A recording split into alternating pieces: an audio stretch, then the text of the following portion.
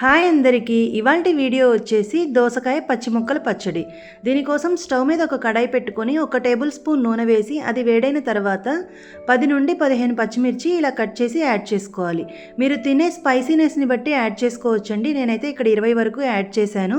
ఇవి వేగిన తర్వాత ఇందులో ఒక 2 మీడియం సైజ్ టొమాటోలు, ఒక వంకాయ తీసుకొని చిన్న ముక్కలుగా కట్ చేసి వేసుకొని మీడియం ఫ్లేమ్లో పెట్టి ఇలా ఫ్రై చేసుకోవాలి.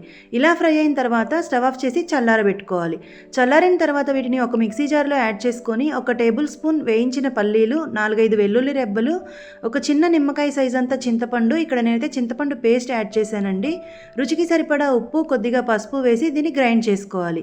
ఇలా గ్రైండ్ చేసుకున్న పచ్చడిని ఒక బౌల్లోకి ట్రాన్స్ఫర్ చేసి ఒక చిన్న దోసకాయ తీసుకొని పీల్ తీసి గింజలు కూడా తీసేసి చిన్న ముక్కలుగా తరిగి యాడ్ చేసుకోవాలండి. ఇప్పుడు ఇందులోనే పోపు యాడ్ చేసుకొని కొద్దిగా కొత్తిమీర తరుగు కూడా యాడ్ చేసుకుంటే దోసకాయ పచ్చి ముక్కల పచ్చడి రెడీ.